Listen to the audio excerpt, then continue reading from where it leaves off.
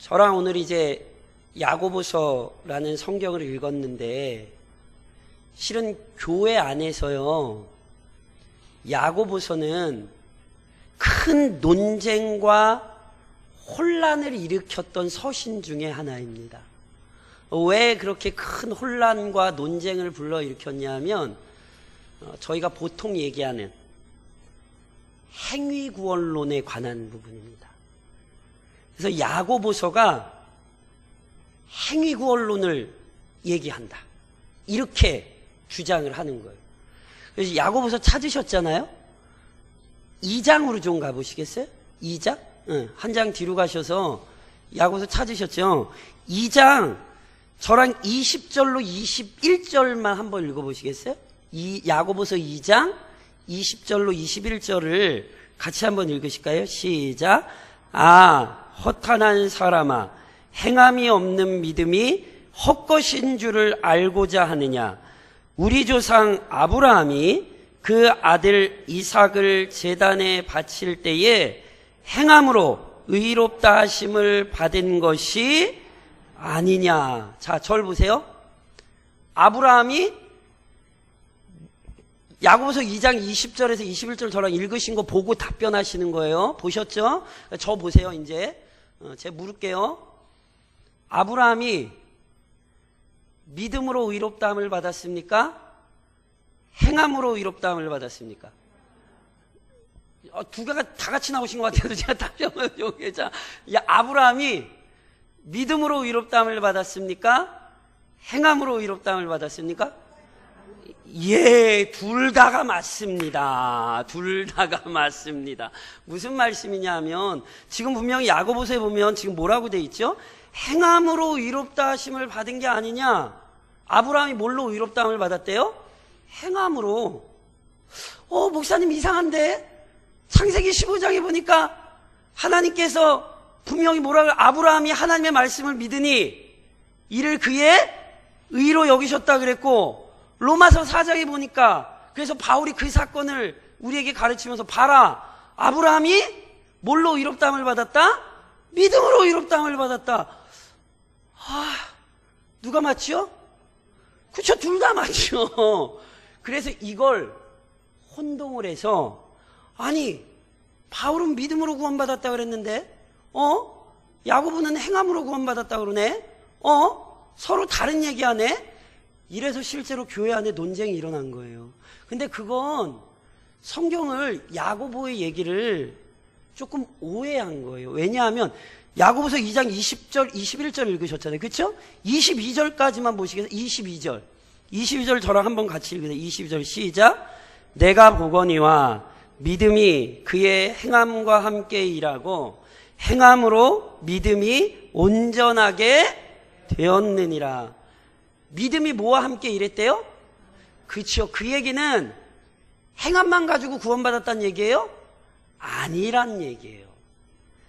바울이 얘기하는 것과 야고보가 얘기하는 것이요, 관점이 달라요. 무슨 얘기냐 하면 바울이 아브라함 얘기하면서 아브라함이 믿음으로 구원을 얻었잖아.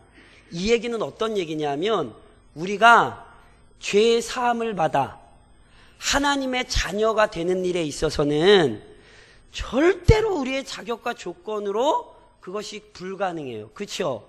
우리는 모두 다 죄인이고 우리는 오직 그리스도를 믿음으로, 그리스도 안에서만 구원을 받아요. 그걸 바울이 믿음으로 말미암아 구원을 얻는다, 이렇게 얘기한 거고, 야고보는 무슨 얘기를 한 거냐면 이미 예수를 믿어요. 이미 구원을 받았어요. 그럼 막 살면 돼요, 안 돼요? 아시죠? 막 살면 안 되죠. 왜냐하면 우리는 예수를 믿고 구원을 받은 사람들이니까. 그러니까 예수를 믿고 구원을 받아 진짜 믿음이 있다는 것은 자기 마음대로 막 사는 게 아니라 하나님께서 주신 은혜 안에서 그 은혜에 순종하며 행함을 통해 그 구원의 은혜를 드러내며 사는 것이다. 진짜 믿음은 행함을 통해 나타난다. 야고보는 이렇게 얘기를 한 거예요. 그러니까 실은 바울과 야고보가 다른 얘기를 한 게 아니라 같은 얘기인데 다른 관점에서 서로 이야기하는 것이죠. 그래서 보세요. 야고보가 행함을 강조하는 것은 사실이나 야고보도 역시 구원의 질서에 있어서는 은혜로 말미암은 구원을 우리에게 가르쳐요. 그게 오늘 저랑 읽으신 구절이에요. 야고보는 그래서 야 우리가 똑바로 살아야 구원 얻어? 아니요, 이렇게 구원 얘기한 적 없어요. 바울과 동일한 얘기래요. 그래서 오늘 저랑 읽으신 본문 다시 한 번만 읽어보실래요? 야고보서 1장 18절. 이게 야고보서가 은혜로 말미암아 얻는 구원을 이미 이렇게 설명을 했어요. 야고보서 오늘 1장 18절 저랑 다시 한번 읽어보실게요. 같이 시작. 그가 그 피조물 중에 우리로 한 천 열매가 되게 하시려고 자기의 뜻을 따라 진리의 말씀으로 우리를 낳으셨느니라. 그가 누구냐면 하나님이에요. 하나님이 우리를 뭐 했대요? 낳으셨대요. 하나님이 뱃속에 10달 품으셨다가 우리가 응애응애하고 태어났다는 얘기예요? 아닌 거 아시겠죠? 진리의 말씀으로 낳으셨다. 무슨 얘기예요? 우리를 하나님의 자녀로 만드셨다. 다른 말로 우리에게 구원의 은혜를 베푸셨다. 누가? 하나님이. 그러니까 우리가 열심히 잘했기 때문에 구원받았어. 야고보도 이렇게 얘기 안 했어요. 하나님이 우리를 자기 자녀로 삼아 주셨다고요. 야고보나 바울이나 동일하게 구원의 은혜, 구원의 주권적인 질서를 가르치고 있다고요. 그러면서 오늘 야고보가 우리에게 그 구원의 원리를 설명할 때 거기에 아주 중요한 신비로운 몇 가지를 우리에게 지금 설명하고 있거든요. 그러니까 은혜로 구원을 얻는다. 하나님께서 우리를 자녀 삼으셨다. 이게 어떤 의미인가를 야고보가 오늘 몇 가지로 좀 설명을 하고 있는 거예요. 우선 이거예요. 저를 좀 한번 따라 하시겠어요? 첫 열매. 본문에 분명히 이렇게 돼 있어요. 그가 하나님께서 그 피조물 중에 우리가 누구예요? 그리스도인들을 한 천 열매가 되게 하시려고. 하나님께서 우리가 뭐가 되게 하셨대요? 천 열매가 되게 하셨대요. 그러니까 그리스도인들은 다 뭐예요? 천 열매예요. 천 열매. 그럼 도대체 천 열매가 뭔가? 천 열매가 하나님께서 성경이 우리의 구원을 설명할 때, 야고보가 지금 우리의 구원을 설명할 때, 야 그리스도인들은 하나님께서 만들어내신 천 열매야. 그렇게 설명을 하는 거거든요. 그럼 도대체 천 열매가 뭐냔 말이죠. 크게는 두 가지로 설명할 수 있습니다. 첫 번째 것이란 항상 대표의 의미가 있고, 그것은 조금 다른 말로 얘기해서 주권 또는 능력 가운데 속했다는 의미가 있거든요. 쉽게 설명드리면 이런 거예요. 하나님께서 이스라엘은 내 장자라, 이런 표현을 쓰세요. 그러니까 온 열방 중에 이스라엘이 하나님의 장자래요. 첫 것이래요. 무슨 얘기냐면 하나님께 완전히 속한 자들이란 뜻이에요. 그러니까 우리가 하나님의 첫 열매가 됐다는 건 우리가 하나님께 속했다는 것을 성경이 그렇게 표현하고 있는 거죠. 그래서요, 예레미야 2장 3절에 보면 이런 말씀이 있어요. 이스라엘은 여호와를 위한 성물, 거룩한 백성, 곧 그의 소산 중 첫 열매이니 그를 삼키는 자면 모두 벌을 받아 재앙이 그들에게 닥치리라. 여호와의 말씀이니라. 이게 무슨 얘기냐면, 자, 성경에 보면요, 하나님께서 자신의 백성 이스라엘이 잘못하잖아요. 그러면 이방인의 채찍으로 이스라엘 백성을 좀 징계하셨어요. 예를 들면 대표적으로 사사기와 같은 성경에 보면 이스라엘 백성이 하나님을 떠나 율법을 떠나 우상을 섬기고 자기 소욕에 따라 살 때 하나님이 미디안도 세우시고 무슨 다슨 블레셋 사람도 세우시고 해가지고 막 이렇게 괴롭게 하셨잖아요. 그렇죠? 징계하셨잖아요. 그런데 성경에 보면 하나님께서는 이스라엘 백성을 향하여 조금만 노하셔서, 즉 다시 말씀드리면 이스라엘 백성을 버리려고 그러신 게 아니라 그들을 온전하게 가르치시려고 이방 백성을 막대기로 삼으셨는데, 바벨론이나 기타 이방 민족이 자신들의 이 소욕, 욕망에 들끓어올라 이스라엘을 아주 혹독하게 괴롭혀요. 그것에 대해 하나님이 아주 심히 진노하세요. 나는 조금 노하여 놓고는 저희가 내 진노에 더 큰 것을 더, 스가랴서에 보면 그렇게 돼요. 그래서 보세요. 이스라엘이 하나님 거거든요. 하나님이 비록 잠깐 이방인의 막대기를 드셨지만 이방인들이 자신의 소욕에 이끌려 정욕에 이끌려 이스라엘을 혹독하게 했을 때 하나님이 어떻게 했는지 아세요? 하나님이 도구로 삼았던 그 이방 민족을 하나님이 아주 엄청나게 혼내셨어요. 그게 성경에 나오죠. 그러니까 이게 무슨 얘기냐면 하나님 거기 때문에 함부로 건드리지 못하게 하셨다는 거예요. 그리스도인들은 이 확신이 있으셔야 돼요. 내가 누구에게 속했어요? 하나님께 속했어요. 그러니 세상이 나를 마음대로 할 수 있어요? 없어요? 없어요. 잘 들으셔야 돼요. 잠시 잠깐 하나님이 나를 어떤 징계의 도구로 책망하실 수 있어요. 그때는 돌이키시면 돼요.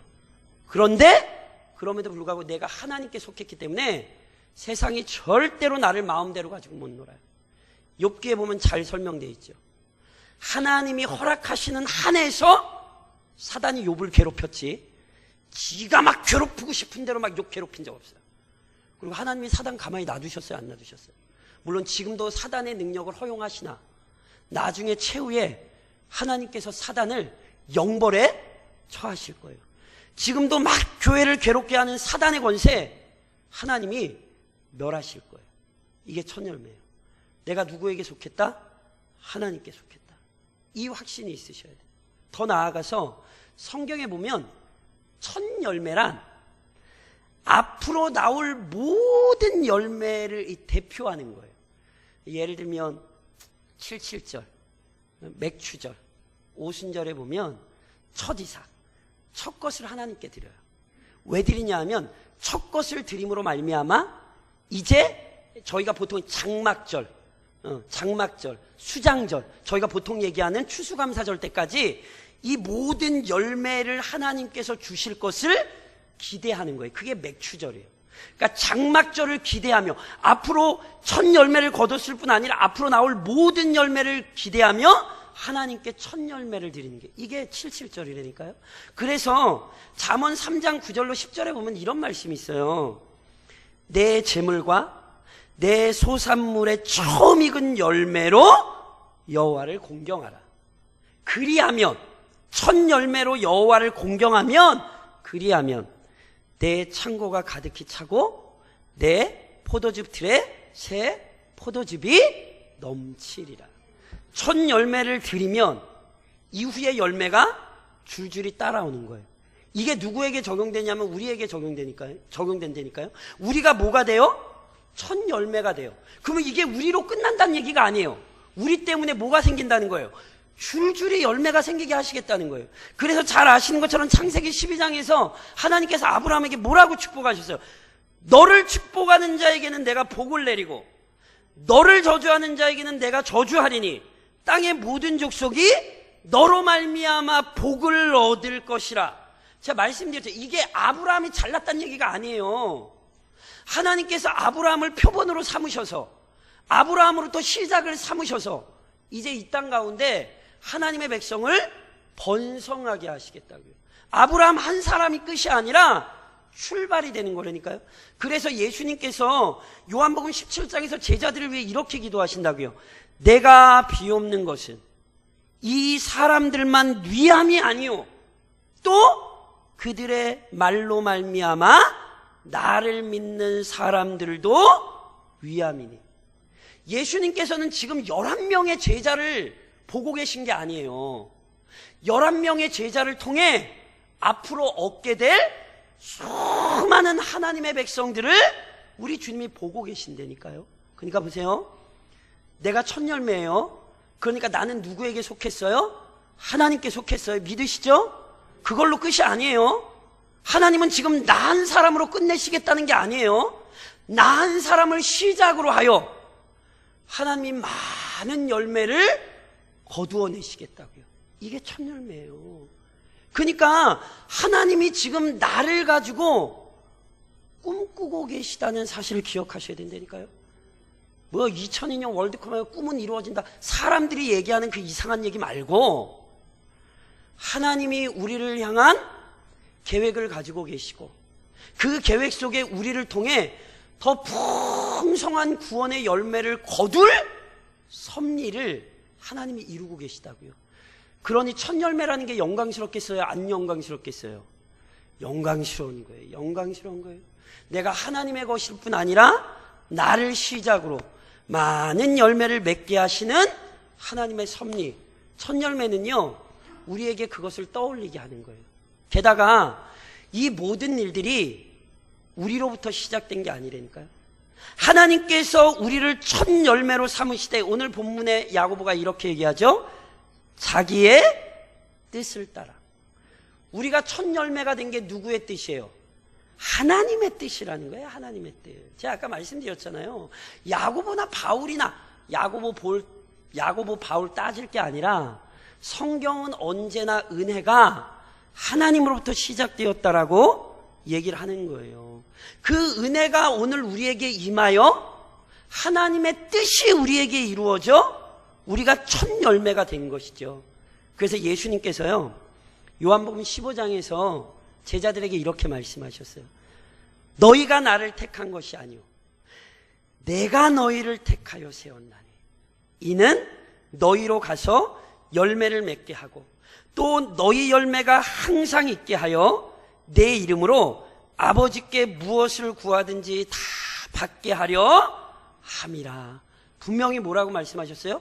너희가 날 택한 게 아니라 내가 너희를 택했다고. 이것은 항상 그리스도인이 인식해야 될 굉장히 중요한 신앙의 원리예요. 그러니까 예전에 제가 한번 이런 말씀 한번 여쭤본 적이 있는데 혹시 기억하실지 모르겠어요. 예수 믿기 힘드시죠? 왜 다들 대답 안 힘드세요? 전 힘들어요. 예수 믿기 힘들죠. 신앙생활하는 게 참 쉽지 않아요. 그렇죠? 왜냐하면 하나님이 우리를 통하여 꿈도 꾸고 계시고 게다가 하나님이 우리에게 잔뜩 기대를 하고 계시니, 그렇죠? 그 믿음 안에서, 그 은혜 안에서 사는 게 실은 이 땅에서 예수 믿으며 사는 게요 쉽지 않아요. 이거 진짜 인생에서 제일 어려운 건 예수 믿으며 사는 거예요. 그런데 예수 믿으며 사는 게 어렵게요, 예수 안 믿는 게 어렵게요? 믿는 게 어려울 것 같으세요? 안 믿는 게 어려울 것 같으세요? 예, 신앙이 어릴 땐 믿는 게 어렵다고 생각이 돼요. 신앙이 깊어지면 뭘 깨닫는 줄 아세요? 안 믿을 수가 없어요. 그게 진짜 신앙을 깨닫는 거예요. 내 삶이 주의 손과 능력 안에 끌려가고 있음을 깨닫는 거예요. 혹시 그런 경험 없으세요? 그냥 예수 안 믿고 살아야겠다. 저는 있어요. 그래서 이걸 너무 잘 알아요. 예수 안 믿고 살아야겠다. 되나요? 안 돼요. 안 돼요. 왜냐하면 내가 이 길을 택한 게 아니기 때문에 그래요. 내가 예수를 택한 것이 아니라 예수가 나를 택하여 부르셨기 때문에 절대로 이 신앙을 떠나서 살 수 없어요. 아무리 고난스럽고 아무리 어려워도 믿음이 포기가 안 돼요. 왜요? 내가 시작한 게 아니라니까요. 이걸 깨달으셔야 돼요. 자기의 뜻에 따라 우리를 부르신 거예요. 그래서 지혜로운 그리스도인이란 이걸 깨닫고 그냥 엎드려 사는 거예요. 죽이든지 살리든지 알아서 하시라고. 몸부림을 치면서 사는 거예요. 이 장면이 어디에 나오는지 아세요? 이게 욥기에 나와요. 욥이 그 큰 고난 중에 무슨 고통을 경험하냐 하면 차라리 하나님이 아예 없다라고 치고 그분을 아예 무시하고 살 수 있으면 좋겠어요. 근데 이게 하나님이 왜 이러시는지가 이해 안 되는데, 그것보다 더 안 되는 건 아예 하나님이 없다. 그 하나님 살아계시지도 않고 내가 아예 하나님 무시하며 살겠다. 이게 안 되는 거예요. 그래서 욥기 보세요. 욥이 막 난리치면서도 결국 누구 앞에 항변하냐면, 하나님 왜 이러세요? 하나님 도대체 왜 이러세요? 그의 마음에서 하나님의 살아계심이 사라지지가 않는 거예요. 그래서 더 괴로운 거예요. 그래서 더 괴로운 거. 그러니 오늘도 마음속에 어떤 고민과 고통이 있으시더라도 하나님이 나를 부르셔서 자기의 뜻대로 자녀를 삼으셨다는 거 절대 잊으시면 안 돼요. 그리고 그 믿음을 지키는 싸움을 싸우셔야 돼요. 바울이 로마서 4장에서 아브라함에 대해 이렇게 얘기하거든요. 그런즉 육신으로 우리 조상인 아브라함이 무엇을 얻었다 하리요? 만일 아브라함이 행위로서 의롭다 하심을 받았으면 자랑할 것이 있으려니와 하나님 앞에서는 없느니라. 아까 말씀드렸죠. 바울이 지금 행위로 의롭다함을 받은 게 아니다. 이 얘기가 야고보의 얘기와 다른 얘기가 아니라 다른 관점을 설명한 거라고요. 바울은 지금 뭐라고 얘기한 거야? 봐라, 아브라함이 믿음의 조상이 된 게 자기의 힘과 능력으로 됐냐? 아니다. 하나님께서 연약하고 어리석은 아브라함을 믿음의 조상으로 삼으셔서 오늘 우리로 하여금 동일한 믿음의 길을 걷게 하신다. 제가 누누이 말씀드렸죠. 믿음의 조상이란 그 사람이 믿음이 좋다는 게 아니라 하나님이 그 사람의 믿음을 만들어내셔서 우리로 하여금 그 믿음의 원리를 보게 하셨다는 뜻이라고요. 그러니까 하나님이 지금도 우리를 만들어가고 계시는 거예요. 절대로 잊지 마세요. 하나님이 자기의 뜻에 따라 우리를 부르셨고 우리를 만들어가고 계세요. 그래서 보세요. 자기의 뜻에 따라 우리를 어떻게 하셨냐면 오늘 야고보가 이렇게 얘기해요.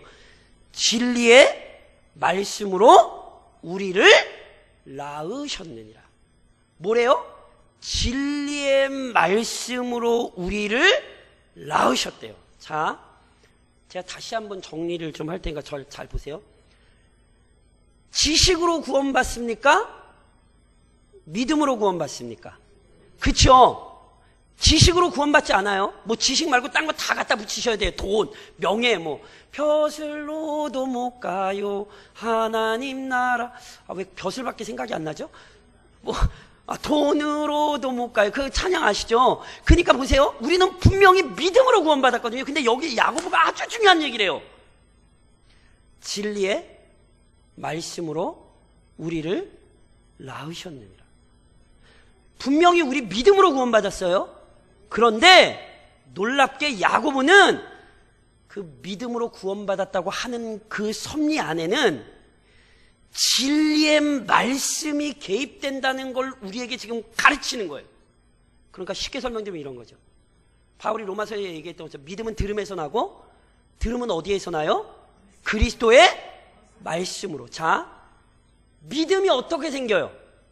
믿음은 믿습니다 그러면 생기는 거 아니에요. 제가 누누이 말씀드리죠. 성경적인 믿음에는 내용이 있어요. 말씀이라는 내용이 없이 믿음을 얘기하면 안 돼요. 뭘 믿으시는데요? 뭘 믿으시냔 말이에요. 믿습니다 그럼 믿어져요? 그렇게 얘기하시면 안 돼요. 믿음은 그거 아니에요. 믿음에는 분명한 내용이 있어요. 진리의 말씀이라고 하는 위대한 내용이 있는 거예요. 그 내용을 듣게 될 때에, 그 말씀을 듣게 될 때에 성령께서 그 말씀 안에 역사하셔서 하나님께서 우리에게 작정하여 놓으신 구원이 성취되게 하는 거죠. 야고보는 그래서 이걸 지금 강조하는 거예요. 진리의 말씀으로. 야고보만 강조한 거 아니에요. 바울이 에베소서 1장 13절에서 동일하게 이렇게 얘기해요. 그 안에서 너희도 진리의 말씀, 곧 너희의 구원의 복음을 듣고 그 안에서 또한 믿어 약속의 성령으로 인치심을 받았으니. 보세요. 여기 중요한 게 세 가지가 나와요. 구원의 복음을 뭐해요? 구원의 복음도 있고 그걸 뭐해요? 들어요. 그때 믿음이 어떻게 나오냐면 그냥 나오는 게 아니에요. 성령 안에서 그것이 우리에게 되는 거라고요. 그래서 제가 말씀드렸잖아요. 우리 종교개혁자들의 아주 위대한 표 중에 하나가 뭐냐면, 저를 좀 따라 하시겠어요? 성령께서, 이건 알고 계셔요. 이게 굉장히 중요한 거예요. 우리 신앙의 아주 중요한 핵심적인 교리예요. 다시 따라하세요. 성령께서 말씀을 동반하여 또는 말씀과 함께, 이거예요. 이게 우리 개혁신학의 아주 중요한 핵심적인 진리예요. 성령께서 말씀을 동반하여 또는 말씀과 함께. 다시 한번 말씀드리지만, 믿음은 내가 믿습니다 그러는 거 아니에요. 믿음은 분명히 진리의 말씀이 있고, 그 말씀을 들을 때 성령께서 그 말씀을 동반하여 말씀과 함께 우리 안에 역사하셔서 우리를 하나님의 자녀로 만들어내신다니까요. 그래서 제가 누누이 말씀드리잖아요. 믿음이 좋다는 건 하나님의 말씀에 대한 이해가 깊어지는 거예요. 그러니까 교회를 오래 다녀서 신앙이 좋은 게 아니라, 하나님의 말씀에 대한 이해가 깊어지면 깊어질수록 믿음이 견고해지고 믿음이 든든해지는 거예요. 반대도 성립돼요. 무슨 얘기냐면, 예수 안 믿는 사람들이 왜 예수 안 믿어요? 모르세요? 예수 안 믿는 사람이 예수를 안 믿는 거예요? 못 믿는 거예요? 그치요. 예수 안 믿는 거 아니에요. 예수 못 믿는 거예요. 무슨 얘기인지 이해하세요? 안 믿는 게 아니라니까요. 예수를 못 믿는 거예요. 왠지 아세요? 데살로니가후서 2장 9절로 12절에 보면 이런 말씀이 있어요. 악한 자의 나타남은 사탄의 활동을 따라 모든 능력과 표적과 거짓 기적과 불의의 모든 속임으로 멸망하는 자들에게 있으리니. 잘 보세요. 사단이 할 수 있는 게 뭔지 아세요? 능력, 표적, 거짓 기적, 이런 거 누구도 해요?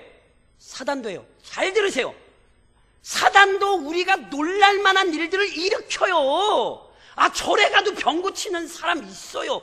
아, 뭐 부적 써붙여가지고 병 낫다 그러고. 하여튼 못 들어보셨어요? 텔레비에 보면 그 뭐 엄청 많이 나오지만, 무슨 미스터리 뭐 해가지고 뭐 별에 가서 뭐 고쳤다 그러고, 뭐 엄청 나오잖아요.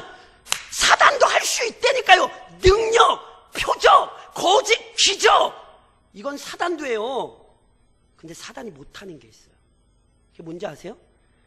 이는 그들이 진리의 사랑을 받지 아니하여 구원함을 받지 못함이라. 이러므로 하나님이 미혹의 역사를 그들에게 보내사 거짓 것을 믿게 하심은 진리를 믿지 않고 불의를 좋아하는 모든 자들로 하여금 심판을 받게 하려 하십니다.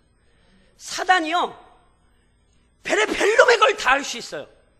근데 사단이 할 수 없는 게 뭔지 아세요? 절대로 말씀을 믿게 못해요. 말씀을 믿지도 않거니와 말씀을 믿게 하는 능력을 나타낼 수 없어요. 다시 말씀드리면, 왜 구원을 못 받냐 하면 하나님께서 그들에게 말씀이 이해되는 은혜를 허락하지 않으시기 때문에 그래요. 제가 그래서 누누이 말씀드리잖아요. 이단들을 협박하시면 안 돼요. 그거는 지금 이 기독교 신앙의 신비로운 질서를 모르시는 거예요. 믿기 싫어서 안 믿나요? 안 믿어지는 걸 어떻게 믿어요? 그 위대하고 놀라운 구원의 진리가 자신의 영혼을 변화시키지 않는데 어떻게 예수가 하나님의 아들이냐고 믿냔 말이에요. 어떻게 하나님이 한 분이라는 사실을 믿을 수 있냔 말이에요. 그러니까 그거는 저주하고 싸워야 될 문제가 아니라 긍휼히 여겨야 돼요. 긍휼히 여겨야 돼요. 아유, 어떻게 저런 놈들이 있어. 진짜 그리스도인들은 이단을 향하여 손가락질하고 모욕하지 않아요. 우리 믿음의 선배들 역시 이단과 진리를 지키기 위해 논쟁을 하고 그들의 영혼을 위해 기도했지, 인격적으로 모독하거나 멸시하거나 마치 유대인들이 이방인을 취급하듯 에휴, 저것들 지옥의 불쏘시개야. 이거는요, 오늘 우리가 가진 신앙을 심각히 오해하고 계신 거예요. 오늘 성경이 분명히 뭐라고 얘기했어요? 우리가 구원 어떻게 얻었어요? 우리 뜻대로 얻었어요? 아니에요. 은혜로 얻었어요. 은혜가 아니었다면, 하나님의 뜻이 아니었다면 진리 이해하실 것 같으세요? 제가 지금 하는 얘기를 아멘으로 받을 수 있을 것 같으세요? 사람의 힘으로는 그렇게 할 수 없었어요. 그러니까 지금도 이렇게 말씀을 나누면, 아, 하나님이 우리를 진리의 말씀으로 나오셨지, 아이고 감사하지. 이게 은혜의 결과라니까요. 지금도 그 은혜가 임하지 않아 하나님의 말씀에 귀가 닫히고 진리의 말씀을 거부하는 자들을 그래서 긍휼히 여기셔야 되는 거예요. 그러니 오늘 우리의 마음에 항상 감사와 감격이 있어야 되죠. 오늘 야고보나 바울이나 구원의 질서는 지금 동일한 얘기를 하는 거예요. 우리는 스스로 그리스도인이 되지 않고 은혜로 그리스도인이 됐어요. 그러니 자녀로 불러주신 은혜를 잊지 마십시오. 우리는요, 자녀예요. 아까 말씀드렸죠? 첫 열매예요. 내가 누구 거예요? 하나님 거예요. 게다가 하나님께서 나를 통해 첫 열매를 삼으셔서 수많은 열매로 삼으려고 준비하고 계시다는 거예요. 그러니 절대로 그 은혜를 잊으면 안 되겠죠. 특히나 바울 선생님이요, 자신의 믿음의 아들 디모데에게 디모데후서 2장에서 이런 얘기를 해요. 내 아들아, 그러므로 너는 그리스도 예수 안에 있는 은혜 가운데에서 강하고. 이 말씀에서 제가 물을 게 답변을 해보세요. 은혜는 어디 있게요? 집에? 은혜가 어디 있게요? 아, 은혜가 말씀에 있어. 아, 제가 몇 번에 토마스 멘튼이라고 하는 탁월한 청교도가 이런 얘기를 했다니까요. 은혜 없이는 구원을 얻을 수 없고 말씀이 없이는 은혜를 받을 수 없다. 은혜가 없으면 뭐가 없다고요? 구원이 없고. 그러면은 구원을 받으려면 은혜를 받아야 되잖아요. 그럼 은혜가 어디 있대요? 말씀이 없이는 은혜가 없다. 그러니까 실은 말씀이 은혜예요. 근데 그거보다 지금 디모데후서 2장 1절에 보면 그리스도 예수 안에 있는 은혜. 은혜는 어디 있어요? 예수 안에 있어요. 예수 안에. 은혜는 어디 가서 찾으셔야 되는 게 아니라 모든 은혜는 예수 안에 있어요. 그러니 예수를 믿으면 그 모든 은혜가 있는 거예요, 없는 거예요? 믿으세요? 모든 은혜 받으신 거예요, 이미. 아멘 좀 크게 하세요. 인상 쓰면서 아멘. 이게 지금 아직 아니 모든 은혜 받았대는데 왜 예수 안에서 모든 은혜 받으신 거래요? 아멘? 그리고 보세요. 그리스도 예수 안에 있는 은혜 가운데에서 강하고. 누가 강한 사람이에요? 도대체 누가 강한 사람이에요? 높은 자리에 오르면 강한 거예요? 돈 많으면 강한 거예요? 건강하면 강한 거예요? 오늘 성경이 뭐라고 얘기했는지 보세요. 그리스도 예수 안에 있는 은혜 안에서 강하고. 그리스도 안에 있는 사람이 은혜를 소유하고 있고 그 사람이 강한 사람이에요. 그러니 연약한 척 하지 마세요. 왜 자꾸 연약한 척, 얼굴 피세요. 왜 아니 별 세상의 모든 은혜를 다 싸가지고 계신 분들이 인상을, 제가 다리미 가져와서 진짜 얼굴 펴드려요? 강하다니까요. 우리는 강해요. 우리는 약하지 않아요. 왜요? 우리는 예수 안에 있기 때문에. 그러니 강한 자답게 그 은혜를 잊지 말고 사셔야 돼요. 물론 강하잖아요. 그럼 강하게 어떻게 살아야 돼요? 옛 성품을 버리십시오. 성경은 오늘 분명히 우리가 하나님의 자녀로 낳아졌다라고 얘기를 해요. 진짜 마치 부모가 아이를 낳은 것처럼 하나님이 우리를 낳으셨대요. 우리 아버지가 하나님이에요. 자녀 누구 닮아요? 부모 닮지요. 자녀가 부모 닮. 제가 간혹가다 우리 애들 보면 꼭 말 안 듣는 거 보면 뭐라고 막 하다가도 좀 그래요. 왜? 어쩜 지혜비를 쏙 빼닮았니? 아니 왜 웃으세요? 아니 그런 거 경험 안 하셨어요? 솔직히 그런 거 경험 안 하셨어요? 아니 그쵸, 맞잖아. 어쩜 지혜비를 쏙 빼다 그래 뭐라 그러기를 하면서도 이게 되게 지혜비 닮은 걸 뭐라고 할 수도, 원래 자녀는 부모를 닮아요. 그래서 실제로 베드로후서 1장 4절에 보면 베드로가 이렇게 얘기해요.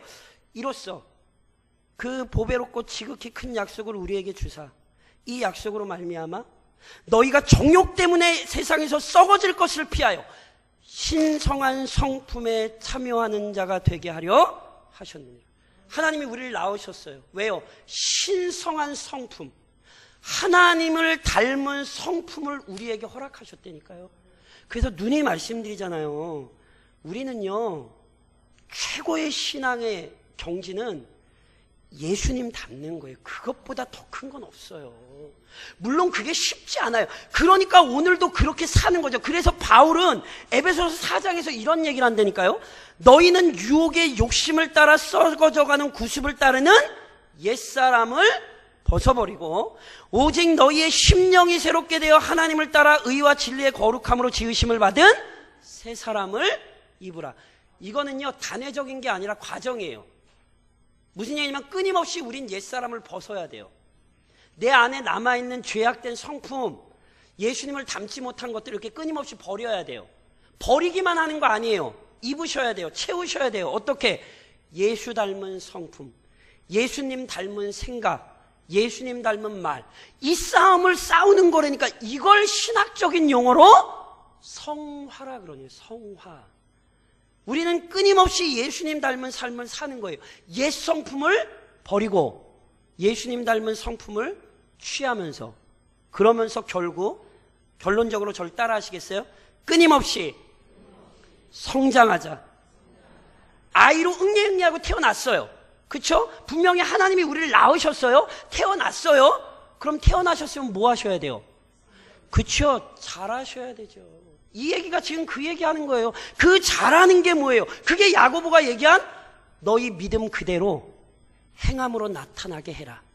그래서 행함이 없는 믿음은 죽은 것이다. 이렇게 얘기하는 거라니까요. 하나님이 너희 낳으셨으니까 이제 자녀답게 잘하라고 그 얘기를 하는 거란 말이에요. 그리고 이것은 큰 책임감을 느끼셔야 돼요. 히브리서 5장에 보면 이런 말씀이 있어요. 때가 오래되었으므로 너희가 마땅히 선생이 되어야 할 터인데 너희가 다시 하나님의 말씀의 초보에 대하여 누구에게서 가르침을 받아야 할 처지이니 단단한 음식은 못 먹고 젖이나 먹어야 할 자가 되었도다. 이는 젖을 먹는 자마다 어린아이니 의의 말씀을 경험하지 못한 자요 단단한 음식은 장성한 자의 것이니 그들은 지각을 사용함으로 연단을 받아 선악을 분별하는 자들이니. 이게요 지금 굉장히 혹독하게 책망하는 거예요. 너희 신앙이 성장했어야 되는데 너희 신앙 왜 성장 못했니? 이게 지금 히브리서 기자가 책망하는 거예요. 그러면서 성장하라고요. 근데 성장한다는 게 뭐예요? 장성한 자의 것은 단단한 음식이에요. 단단한 음식이란 견고하게 하나님의 말씀을 이해하는 걸 뜻하는 거예요. 지각을 사용함으로 연단을 받아 선악을 분별하는 자들. 끊임없이 하나님의 말씀을 배우고 그 하나님의 말씀을 통해 선악을 분별하고 거짓을 버리고 거룩한 것을 취하며 점점 성장하는 거예요. 그래서 제가 눈이 말씀드리잖아요. 작년 신앙보다 올해 신앙이 성장하셔야 돼요. 그게 진짜 그리스도인이에요. 10년, 20년 교회 다녀도 똑같은 건 이건 지금 예수를 잘못 믿고 있는 거예요. 정상적인 그리스도인은 이렇게 날마다 성장하는 거지요. 그래서 결국 아까도 말씀드렸잖아요. 혹시 작년 교회표 뭔지 아세요? 작년이 지난 지가 너무 오래됐나요? 아무도 기억을 안 하시는 거예요. 함께 성장하는 교회잖아요. 저랑 에베소서 4장 13절 한번 같이 한번 읽어보시겠어요? 여기 뜨는 거 같이 시작. 우리가 다 하나님의 아들을 믿는 것과 아는 일에 하나가 되어 온전한 사람을 이루어 그리스도의 장성한 분량이 충만한 데까지 이르리니. 저를 따라하세요. 나는 첫 열매다. 믿으세요? 그렇게 하나님이 이미 낳으셨어요. 그렇게 이제 우리의 목표는 뭐냐면 그리스도의 장성한 분량이 충만한 데까지 이르도록 우리는 그렇게 살아야 되는 사람들이에요.